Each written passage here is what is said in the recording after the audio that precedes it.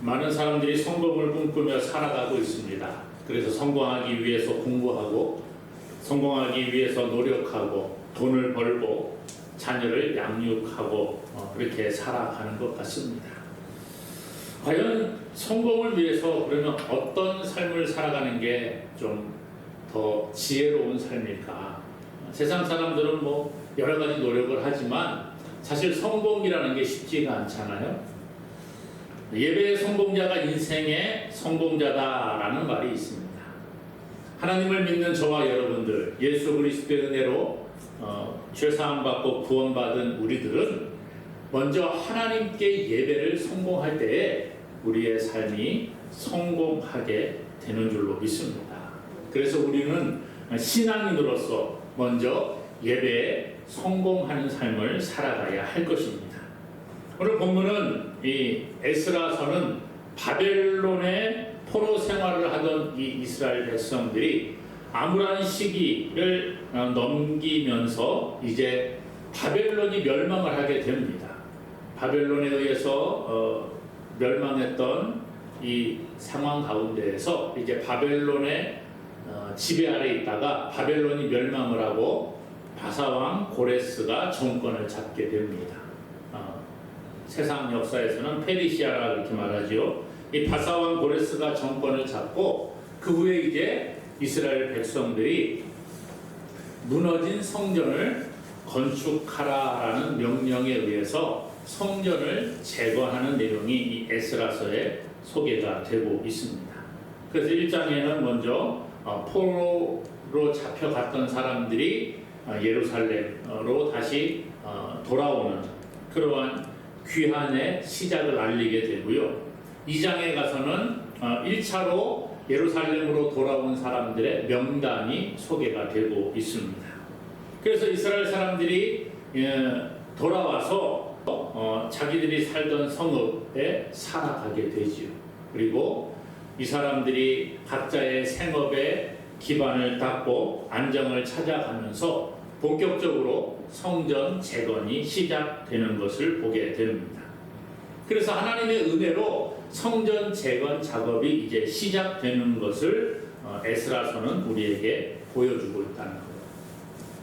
모든 일에는 순서라는 것이 있습니다.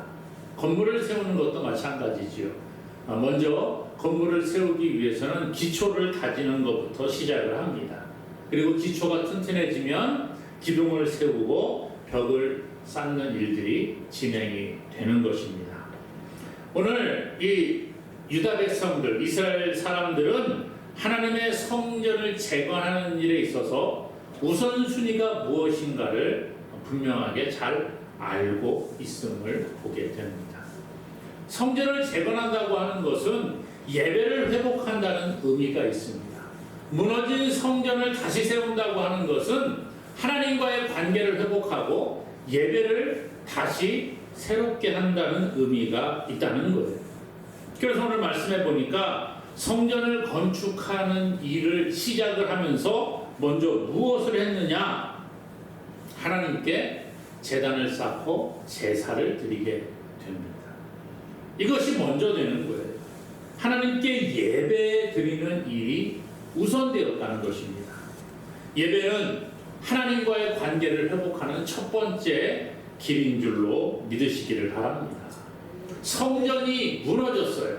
그러므로 말미암아 하나님께 드리던 제사가 이제 없어지고 그냥 멈춰 있는 상황 가운데에서 성전을 재건하는데 제일 먼저 했던 게 뭐냐? 한 마음 한 뜻으로 하나님께 제사하기 시작했다라는 거예요. 그래서 오늘 1절에 보니까 이스라엘 자손이 각자의 성읍에 살았더니 7째 달에 이르러 일제히 예루살렘에 모인지라 이렇게 말합니다. 이들이 이제 자기네 성읍으로 가서 집을 다시 보수를 하고 그리고 난 다음에 한 일이 뭐냐? 일제히 예루살렘에 모였다. 그렇게 이야기를 합니다. 일제히 모였다는 거예요. 이게 한 마음으로 모였다. 한 사람같이 모여들었다. 이렇게 말합니다. 하나님께 예배하고 하나님의 성전을 세우는 일에 한 마음이 되었다는 것입니다. 강제적으로 동원된 예배가 아니라는 거예요. 자발적이고 개인적인 신앙 고백에 의해서 예배가 시작이 되는 것을 볼 수가 있습니다. 하나님께서는 자발적이고 한마음으로 드리는 예배를 기뻐하십니다. 우리가 예배에 나올 때에 강제로 동원해서 돈 준다고 하니까 오고, 누가 강제로 안 오면 너 큰일 날 줄 알아 그래갖고 막 협박을 받아서 오고, 이런 예배가 아니라는 것입니다. 우리가 예배에 나오는 것은 우리의 마음이 감동을 받아서 하나님께 예배하는 것인 줄로 믿습니다. 그리고 예배 자리에 나오면 우리가 한 마음으로 하나님을 예배하는 자가 되어야 합니다. 오늘 이스라엘 사람들도 한 마음으로 일제히 예루살렘에 모였다, 그렇게 말하고 있습니다. 우리가 예배하는데 한 마음이 되지 못하고 마음이 사분열되어 있다고 하면 이건 바른 예배가 되지 못하는 것이죠. 우리는 한 마음으로 하나님께 예배드리는 자가 되어야 합니다. 오늘 하나님께 예배는 자발적이고 마음을 합하여 하나님께 예배할 때에 그 예배가 하늘에 상달되는 줄로 믿습니다. 다른 사람의 눈을 의식해서 참석하는 예배가 아니라는 거예요. 나는 목사니까 어쩔 수 없이 나와야지, 나는 장로니까 어쩔 수 없이 나와야지, 나는 집사니까, 그런 게 아니라 정말 하나님의 은혜에 감사해서 예배하는 자가 될 수 있기를 원합니다. 그런데 우리의 대적마귀는 자꾸 우리가 하나님께 나와서 예배하지 못하게 방해하는 거예요. 마음이 하나가 되지 못하게 방해하는 모습을 볼 수가 있습니다. 그런 예배를 방해하는 요소들이 찾아올 때에 우리는 그것을 과감하게 끊고 물리치는 것이 필요합니다. 때로는 마귀는 우리의 마음에 두려움을 심어주어서 예배를 방해하기도 합니다. 오늘 이스라엘 사람들에게도 그런 마음이 들어왔음을 성경은 말해주고 있거든요. 3절에 보니까 이렇게 시작을 해요. 무리가 모든 나라 백성을 두려워하여 제단을 그 터에 세우고, 이렇게 합니다. 무리가, 이스라엘 사람들이 모였는데 모든 나라 백성을 두려워하였다 그럽니다. 마음에 두려움이 있음에도 불구하고 나온 거예요. 무슨 얘기냐 하면 이스라엘이 바벨론의 포로로 잡혀가고 또 성전이 무너지고 예루살렘 성벽이 무너진 상황 가운데에서 주위의 다른 나라 민족들은 아마 좋다 그랬을 거예요. 야, 이스라엘이 하나 없어지는구나, 너무 좋다, 이런 생각을 했을 겁니다. 그런데 바사왕 고레스가 명령을 내리고, 야, 너희들 가서 성전을 재건해라, 그렇게 명령을 내려서 이스라엘 사람들이 돌아오기 시작을 하니까 주변에 있는 나라 사람들이 긴장을 하는 것입니다. 왜 그랬을까? 이들이 모여서 제사를 드리기 시작을 하면 이것은 이스라엘의 회복을 이야기하는 겁니다. 유대인의 회복을 이야기하는 거예요. 예배가 회복되어진다는 겁니다. 그러면 이스라엘 유대인들이 섬기는 여호와 하나님의 힘이 더 커진다라고 생각을 했어요. 고대의 전쟁은 나라와 나라의 전쟁임과 동시에 우리가 섬기는 신과 저 나라가 섬기는 신의 싸움이라고 생각을 했어요. 그래서 우리가 섬기는 신에게 제사를 지내고 전쟁을 해서 우리가 이기면 우리 신이 힘이 센 겁니다. 그래서 성경에 보면 그런 내용들이 많이 나오죠. 이스라엘 백성들이 여호와의 언약궤를 가지고 가서 전쟁을 하다가 패배해가지고 언약궤가 빼앗기니까 그 사람들이 가져가서 뭘 해요? 자기들의 신당에다가 여호와의 궤를 갖다 놓는 그런 일들이 있잖아요. 이와 같이 과거의 전쟁은 나라와 나라, 민족과 민족의 전쟁임과 동시에 또한 우리가 섬기는 신과 저 민족이 섬기는 신의 싸움이라고 생각을 했습니다. 그런데 유대인들이 돌아와서 자기들의 신을 섬기는 성전을 재건하고 자기들의 신에게 제사를 지낸다고 하면 그 여호와 하나님의 힘이 더 커져서 자기의 나라를 위협할 것이라는 위기의식이 있게 됩니다. 그러니까 유대인들이 예루살렘에 돌아와서 성전을 건축을 하고 하나님께 제사, 예배를 드리는 것을 이방 민족들, 주변에 있는 모든 나라 백성들은 싫어했다는 거예요. 그래서 유대인들에게 위협을 주기 시작을 합니다. 방해를 하기 시작을 합니다.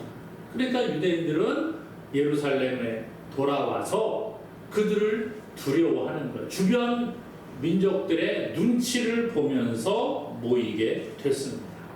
그럼에도 불구하고 이들은 이런 모든 어려움을 극복하고 한 마음으로 하나님께 나아가기 시작했다는 것입니다. 오늘 우리가 그런 거예요. 우리가 하나님께 나올 때에 우리가 예배하지 못하게 방해하는 많은 요소들이 있습니다. 하나님을 섬기지 못하게 방해하고 우리에게 두려운 마음을 주는 경우들이 많이 있어요. 내가 오늘 일하러 가야 되는데 하루 빠지면 돈이 얼마인데, 그러면 내가 먹고 살기 힘든데, 이런 두려운 마음을 주어서 예배의 자리에 나오지 못하게 방해를 합니다.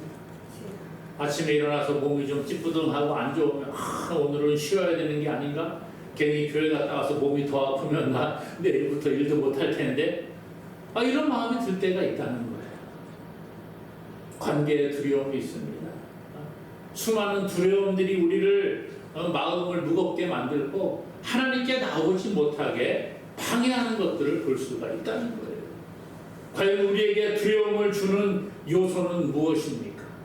우리의 침체된 신앙을 회복하기 위해서 내가 다시 열심히 하나님을 섬기고 예배 자리에 나아가리라고 다짐을 하지만 우리 가운데 두려움을 주는 요소들이 있어요. 또한 방해하는 요소들이 있습니다. 많은 방해가 있습니다. 휴일이 되면 많은 일들이 생기지요. 특별히 오늘도 내일까지 내일 대체 공휴일이라고 하는데요. 그러다 보니까 많은 사람들이 여행을 가고 모임을 다니고 이런 것들을 보지요. 예배 자리에 나오기가 점점 어려워지게 만든다는 거예요. 예배에 빠질 핑곗거리들이 점점 우리에게 늘어나는 것을 볼 수가 있습니다. 가정의 문제, 자녀의 문제, 또 우리의 삶에 나오는 여러 가지 핑곗거리들, 쉬고 싶다는 생각, TV의 유혹, 또 여러 가지 유혹들이 우리를 하나님의 자리에, 예배의 자리에 나오지 못하게 방해한다는 거예요. 그러나 우리가 알아야 되는 것은 이러한 유혹을 극복하고 이기고 나오기를 하나님은 원하시는 줄로 믿습니다. 그러므로 우리를 예배 자리에 나오지 못하게 방해하는 마귀의 그 괴계를 우리가 간파하고 두려움을 물리치고 예배에 승리하는 우리가 되기를 주님의 이름으로 축원합니다. 오늘 보세요. 성전 재건을 위해 돌아온 이 유대인들, 이 사람들은 먼저 하나님 앞에 모이는 거예요. 두려운 마음이 있음에도 불구하고 아니야, 그래도 나아가야지. 그리고 모였습니다.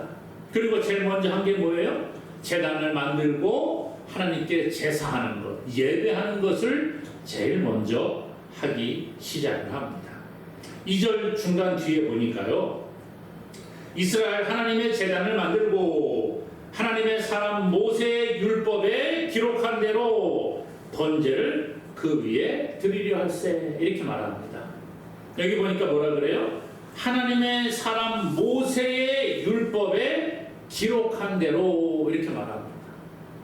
4절에도 보니까 기록된 규례대로 초막절을 지켜 번제를 매일 정수대로 날마다 드리고, 여기도 보니까 뭐라 그래요? 기록된 규례대로. 2절에서는 율법에 기록한 대로. 하나님이 명령하셔서 모세를 통해서 율법을 기록하게 하셨는데 그 기록된 그 규례대로 이들이 하나님께 번제를 드리기 시작을 했다는 것입니다. 이것이 중요한 거예요. 그냥 내 생각대로 이렇게 하면 되겠지? 그리고 한 것이 아니라는 거예요. 하나님께서 명령하신 방법이 있습니다. 제사는 어떻게 드려야 하는지 하나님이 말씀하신 그 방법이 있는데 내 생각이 아니라 누구의 생각대로? 하나님의 생각대로 내 방식이 아니라 하나님이 명령하신 방식대로 이들이 예배를 드리기 시작을 하는 겁니다. 이것은 아주 중요한 거지요. 우리가 내 생각대로 그냥 대충 예배하면 되겠지. 물론 뭐 그것도 예배가 될 수 있을지 모르겠습니다. 그러나 하나님은 우리에게 요구하시는 하나님의 방법이 있다는 거예요. 내 방식이 아니라 하나님이 명령하신 방식이 있어요. 내 마음대로 내 방식대로의 예배는 하나님이 기뻐하지 않은 줄로 기억하시기를 원합니다. 사무엘상 13장에 보면 길갈에서 이스라엘과 블레셋이 전쟁을 벌이게 됩니다. 그런데 전투를 하기 전에 이 사울 왕이 이제 하나님께 제사를 드리고 하나님의 도움을 구해서 전쟁을 하고 싶어요. 그래서 사무엘 선지자를 요청을 합니다. 사무엘이 오셔서 우리 하나님께 번제 제사를 좀 드려서 우리 전쟁에 승리하게 해주세요. 이렇게 요청을 해요. 그러니까 사무엘이 내가 몇 날 며칠까지 가겠다라고 약조를 합니다.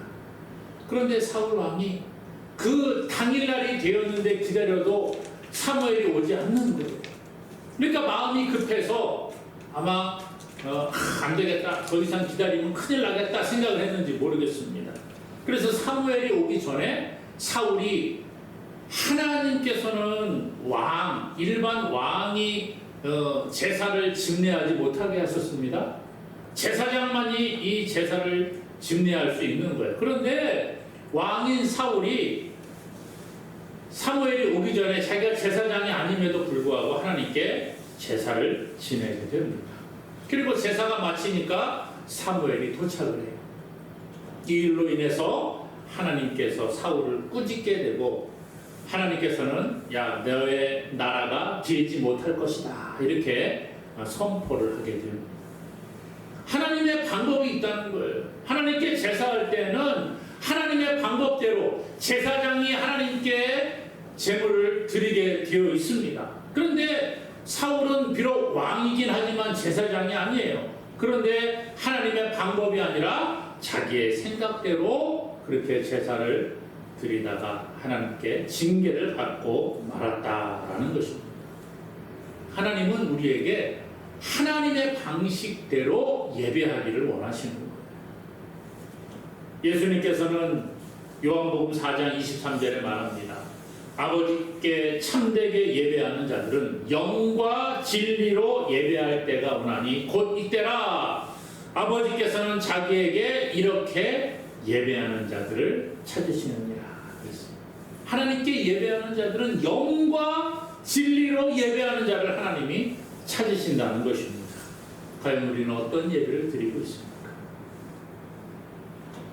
하나님께서 찾으시는 예배자, 하나님의 방법대로 예배를 드리고 있는지, 아니면 내 생각대로 내가 편한 방식을 따라 예배를 드리고 있는가?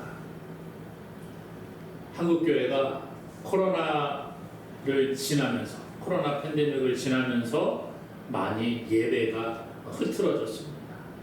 과거에는 현장에 나와서 이렇게 예배 드리는 것이 일반적이고 그게 당연한 것으로 여겨졌어요.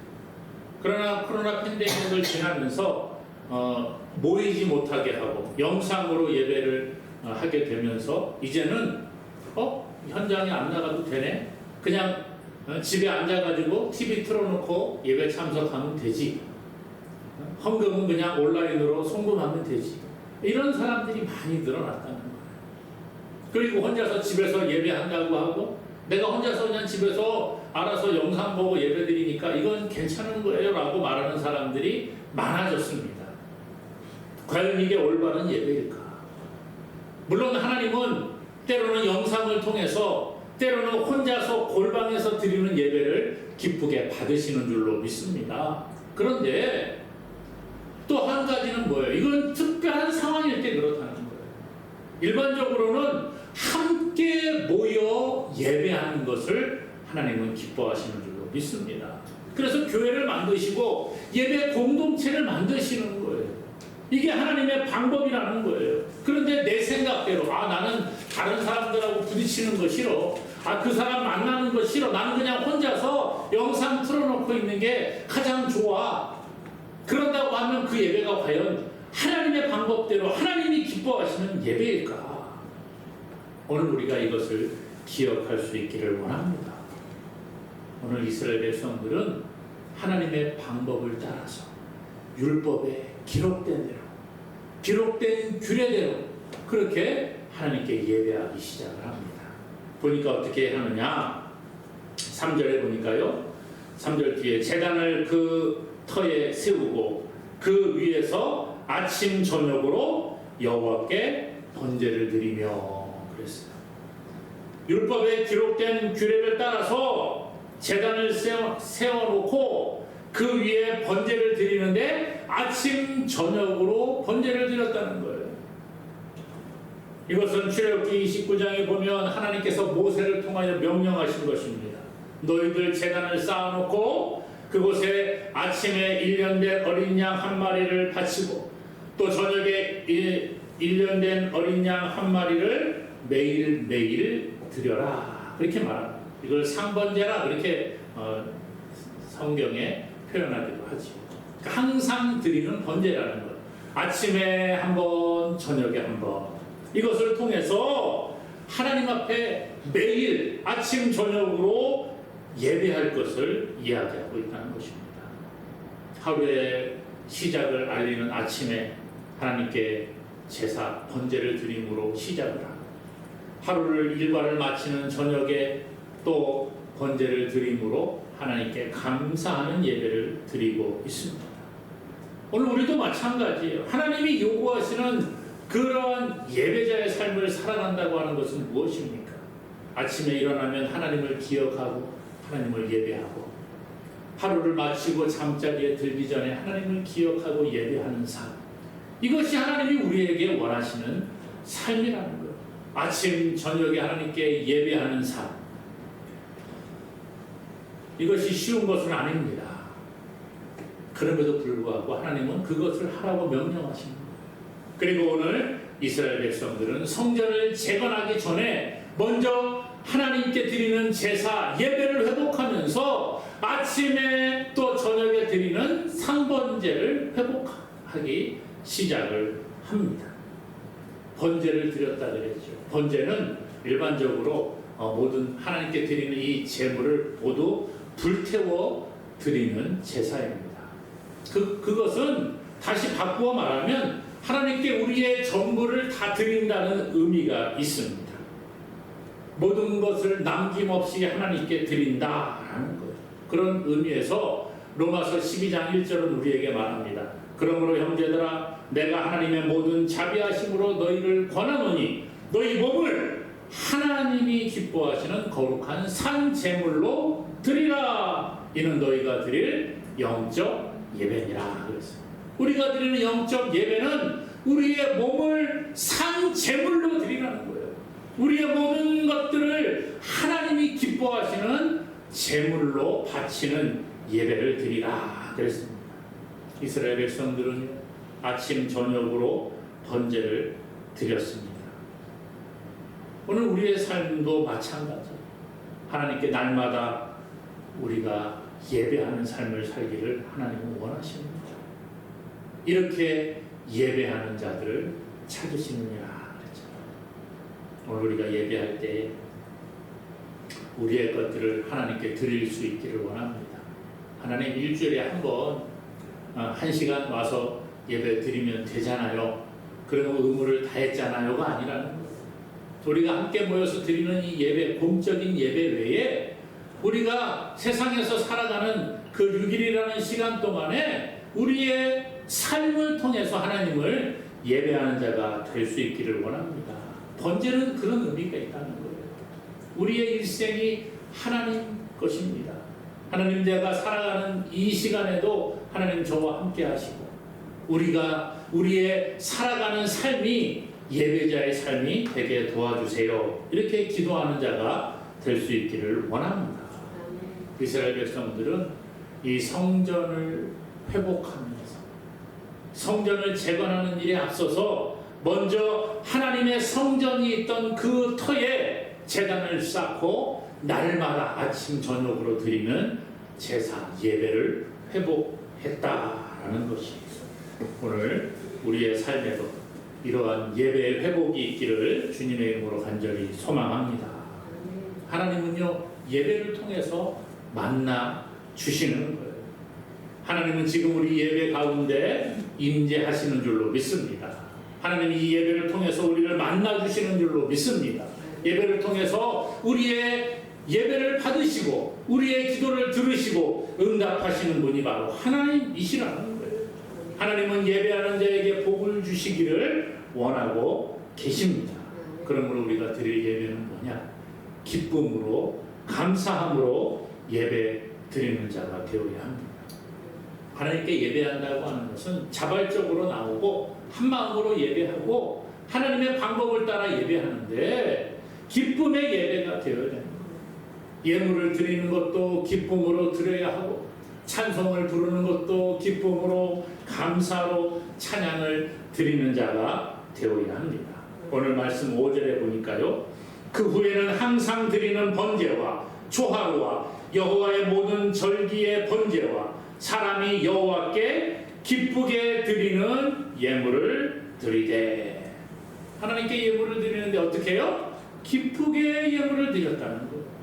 번제 드리는 것도 그 제물을 기쁘게 드렸고요. 하나님의 성전을 재건하는 일에 필요한 모든 것들을 드릴 때에도 기쁘게 드리는 거예요. 나의 재능을 바쳐서 하나님께 헌신하는 것도 기쁘게 드리는 것입니다.